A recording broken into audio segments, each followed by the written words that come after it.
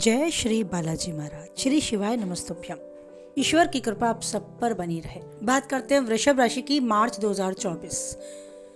क्या कुछ लिखा है समय ने वृष राशि से जुड़े जातकों के जीवन में, आइए जानते हैं। ये महीना यानी मार्च 2024 का महीना वृष राशि से जुड़े जातकों के लिए मान कर चलें कभी घी तो कभी सूखे चने जैसा रहने वाला है, यानी कभी धूप तो कभी छाव।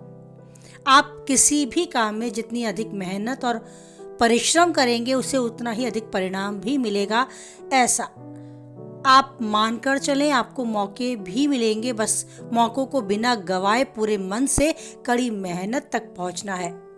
यदि आप परीक्षा और प्रतियोगिता की तैयारी में व्यस्त है या रोजगार की तलाश में है तो महीने के पहले भाग में प्रयास करने से आपको आपकी मनचाही सफलता मिलने के योग है। इस दौरान आपको आलस्य और अहंकार से बचना होगा। साथ ही अपने शुभचिंतकों और वरिष्ठ की बातों को नजरअंदाज करने से भी बचना होगा। इस दौरान बड़े फैसले बहुत सोच समझ कर लेने होंगे, क्योंकि इस दौरान लिया गया कोई फैसला आपके भविष्य में हानि या लाभ का कड़ा कारण बन सकता है। महीने के मध्य में आपके सितारे एक बार फिर बुलंदियों पर नजर आएंगे। इस दौरान कार्यस्थल पर आपको अपने सीनियर और जूनियर दोनों का पूर्ण रूप से सहयोग प्राप्त होगा। व्यापार से जुड़े हैं तो व्यापार में खूब लाभ प्राप्त होगा, लेकिन आय की तुलना में खर्चों की भी अधिकता बनी रहेगी। आपकी करियर की दृष्टि से महीने की शुरुआत में आपके दशम भाग में सूर्य, शनि और बुध की उपस्थिति अनुकूल नहीं है। इस कारण कार्य क्षेत्र में आपको कुछ चुनौतियों का सामना करना पड़ सकता है। कभी कभी ऐसी स्थिति भी आ सकती है जिससे आपको लगेगा कि आपके आत्मसम्मान को ठेस पहुंची है। आप अपने काम को असंतुष्टि के साथ करते रहेंगे, लेकिन थोड़ी हो सकता है नौकरी में भी आपको परेशानियां झेलनी पड़े। थोड़ा मानसिक स्ट्रेस, मानसिक तनाव आपको झेलना पड़े। लगभग 11 मार्च को सूर्य आपके 11वें भाग में प्रवेश करेगा। इसके बाद कार्यक्षेत्र की स्थिति नियंत्रण में आने लगेगी। हालांकि इसके बाद आपको अपने वरिष्ठ के साथ अच्छा तालमेल बनाकर रखने की आवश्यकता है, नहीं तो नौकरी में आपको कुछ एक परेशानियां ज्यादा बढ़ती नजर आएंगी। व्यापार के लिए भी महीने की शुरुआत अनुकूल रहेगी। कारोबार के सिलसिले में यात्रा करनी पड़ सकती है और यात्रा काफी सुखद और लाभप्रद रहेगी। आपका बिजनेस बहुत मजबूत होता आपको नजर आएगा और बिजनेस को लेकर काफी मेहनत करते भी आप नजर आएंगे। उस मेहनत का परिणाम होगा कि आपको सफलता भी अच्छे तरीके से प्राप्त होगी। स्वास्थ्य की दृष्टि से बात करें तो वृष राशि से जुड़े जातकों के लिए स्वास्थ्य में उतार चढ़ाव देखने को मिलेगा। देवगुरु बृहस्पति आपके द्वादश भाव में और केतु आपके पंचम भाव में रहेंगे, तो पूरे महीने शनि की दृष्टि आपके द्वादश भाव में ही रहेगी। इसीलिए आप स्वास्थ्य के प्रति लापरवाही बिल्कुल ना बरतें।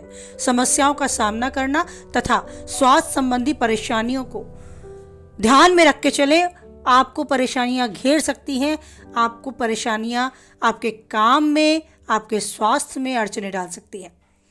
मंगल की दृष्टि आपके 12वें घर में भी होगी, इसीलिए किसी भी तरह की दुर्घटना के प्रति आपको सावधान रहना होगा, सतर्क रहना होगा।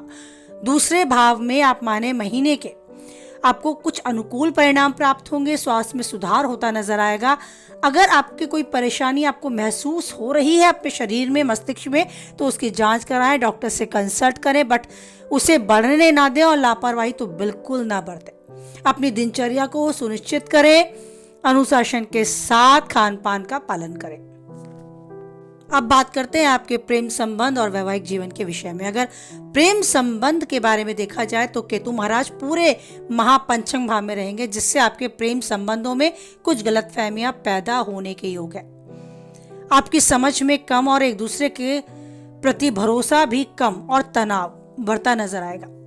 इसके अलावा 15 तारीख को मंगल का दशम भाव में प्रवेश करना, वहां से पंचम भाव में 8वीं दृष्टि डालना प्रेम संबंधों में तनाव पैदा करता है। लड़ाई झगड़े होने के भी संकेत हैं। हालांकि शुक्र महाराज की कृपा से कुछ हद तक प्यार की छींटें बरसती रहेंगी, लेकिन आपको आपके रिश्तों को बचाने के लिए ध्यान देना होगा। अगर आप विवाहित हैं तो विवाह जातकों के लिए महीना शुरुआत से अनुकूल है। आप अपने जीवन साथी के साथ कहीं घूमने जाने की प्लानिंग भी कर सकते हैं।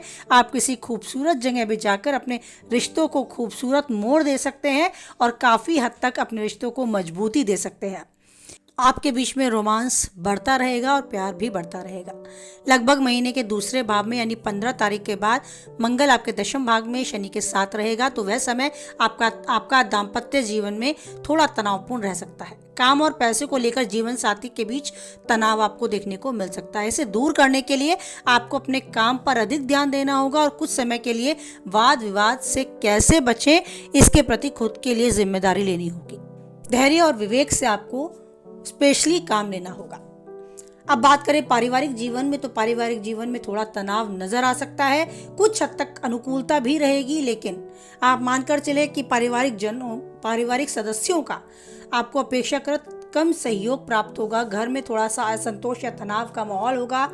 पारिवारिक कलह बढ़ने की संभावनाएं हैं, तो आपको ध्यान रखना है अपनी वाणी पर और अपने व्यवहार पर। आपके घर के बड़े वरिष्ठ व्यक्तियों के स्वास्थ्य को लेकर भी थोड़ी चिंता बढ़ सकती है।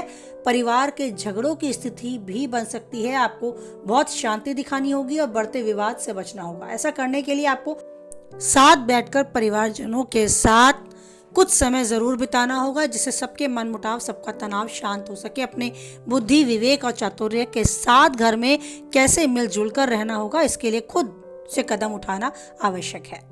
तो ये था मार्च 2024 वृष राशि के जातकों के लिए कुछ समय ने जो लिखा था वो सब। अगर आप अपने मानसिक स्ट्रेस को, मानसिक तनाव को दूर करना चाहते हैं और अपने जीवन में अपने सभी रास्तों पर पूरे ऊर्जा, पूरे सकारात्मकता के साथ आगे बढ़ना चाहते हैं, तो आपके लिए एक छोटा सा उपाय, अपने इष्ट देव या जिस भी ईश्वर को आप मानते हैं उन्हें एक फिक्स निश्चित समय दें। आप उनकी पूजा करते हैं, आराधना करते हैं, सही है, लेकिन एक निश्चित समय उन्हें देना आवश्यक है।